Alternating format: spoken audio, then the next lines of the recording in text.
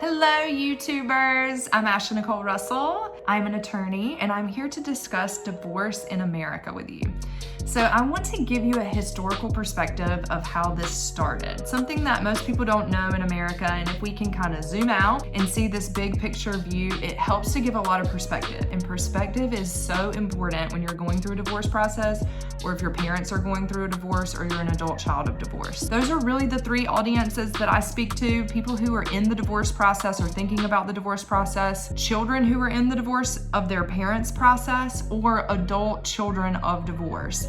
Now, this is a topic that goes for all Americans and all people in the United States of America and in this world, because it is something that affects everyone.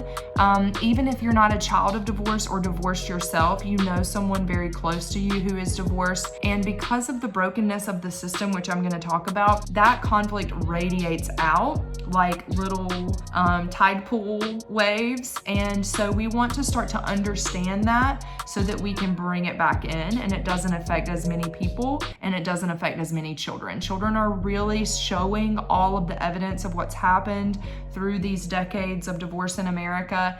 That evidence is by suicide rates, school shootings, alcohol and substance abuse. And so we really want to understand it so that we can fix it, because there is a solution, and I've got that answer for you. So, divorce in America. Ronald Reagan signed into effect no-fault divorce in 1969 in California. So he was not the president yet. He was in California, and he signed into effect no-fault divorce. And so in my book, The Cure for Divorce Culture, which you can see back there, big version, this is the real version. It actually has a lot of pictures, and it is a manual for understanding so that you can get this really good perspective. One thing that I'm going to draw you to that's really important in it is this graph: 144 years of marriage and divorce in the US. So it's going to be backwards for you here, but we are going to show this as a screen in the YouTube, video as you guys are watching it. So you should be able to see it really well. But this is the graph. If you have your own book and you want to follow along, that is on page 15. Okay, so in the graph, you can very clearly see that the top line is marriage and the bottom line is divorce. And if you look at 1969, you can see something pretty dramatic. In 1969, this is the marriage rate, this is the divorce rate. The divorce rate goes up, the marriage rate goes down. It actually ends in 2010, but in 2020, it goes even further. And obviously, as you know, we're in COVID. So how can we explain this? How can we explain what has happened here? Well, let me tell you exactly what's happened. In 1969, when this no-fault divorce was filed, it was off the back of the feminist movement, which was a good thing because women were no longer considered property. And before that, women could only file for divorce if they had been beaten or if their husband had had an affair.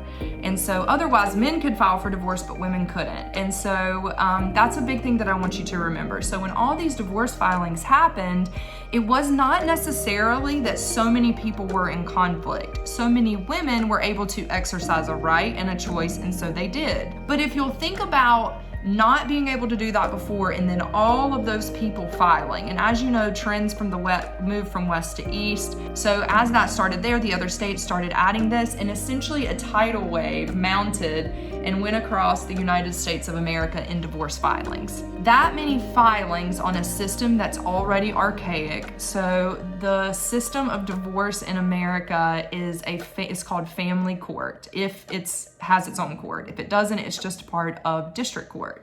District court is set up for smaller matters. Superior court is set up for larger matters. So the fact that this happened and so many filings happened on a system. We all know that the court system is a little bit backwards. It's kind of meant to be that way. It toes the line of history. So laws are the way that we have structure and organization in our civilization. And that's really important, that things don't change rapidly within the law. However, when pendulums swing, things do happen. Through the history of America that the Supreme Court has been able to step in, and the courts of that's our high court, but just the courts of this land step in when things get to be extreme, or when we see that those pendulums are swinging too far. Okay, well, so let's zoom back out. 1969, we have this huge filings, all these filings. The system gets bogged down. There are certain procedures and timeframes that we have to follow in civil procedure, and they take a long time. The family was not designed to be in court. Court was designed for two things: criminal and civil. So in criminal court, you have done something wrong to society and we have to punish you because we have to have structure. In civil court, something has happened to you and you need to be made whole again. So you go to the civil court to receive essentially damages or to be made whole or to get something to happen that you were entitled to or had a contract for, etc. So the family unit, what we create stability and foundation in children, identity in children, what we create the stronghold for children to be able to build on. Legacy comes from family. Family does not need to be in the court system, and family does not have to be in the court system. So people can choose not to settle everything that comes with divorce in court, but they didn't know that in the beginning, and they didn't really have a standard for that because divorce has started, and divorce means a lot. It means you have a house, it means you have retirement accounts, it means you have children, it means you have property, it means you have built this life together. And so how do we take that and divide it in half and break it off to its two pieces? And what are the rules for that? And so all of these rules came about. But these are family decisions. You made these decisions together at your kitchen table. You can make them together at your kitchen table to end.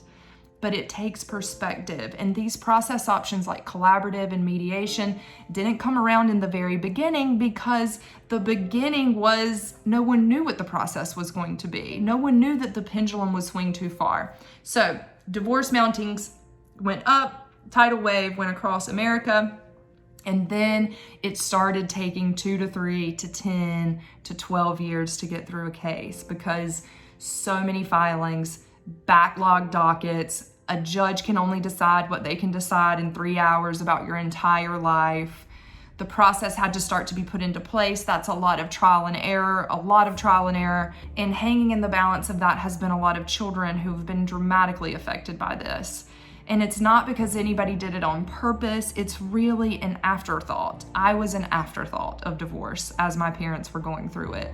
They weren't thinking about how I was handling it or what I was going to turn out to be as an adult because of what I was going through. And when I went to law school and saw the process that we were being taught for family court and how we were taught to handle these cases, it became very evident to me, screamingly evident to me what had happened in my own childhood and how it started. And it's because of the process. But that process does not have to be the answer now. Just because it's the norm now doesn't mean it's the norm forever. And I will tell you that that norm is changing so much. So many people in this world are getting together so that we can change a very broken system. And it's not broken to hurt anyone.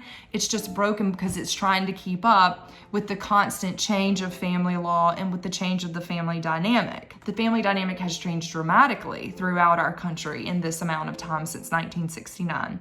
So we are at the lowest marriage rate of all of recorded history. This is a very important topic, and all of the issues that I discussed with you, suicide, school shootings, alcohol abuse, substance abuse, and the lack of marriage in America are things that we're going to be diving into as we go through this YouTube broadcast channel. It is my mission to change how divorce is handled in America. I think it's a very doable mission, and I have been on this mission now for about 1.5 years, and I do think we're going to be able to complete it very soon, just so that people understand all of the options. The mission is that when someone gets divorced or someone is having a child custody issue, they know all of the different process options available to them and the risk of all of those options before they choose an option, so that both parents can make an informed decision for their children. So again, please get the book. It's on Amazon. Also, we have the Divorce Healthy podcast where you can learn a lot about this. Thank you so much for joining me here today. Please pick up the book so that you can learn more information. We'll be coming back to talk to you about another topic in divorce and how you can better understand it and how you can make better decisions for you and your family right here at Ashley-Nicole. Thanks.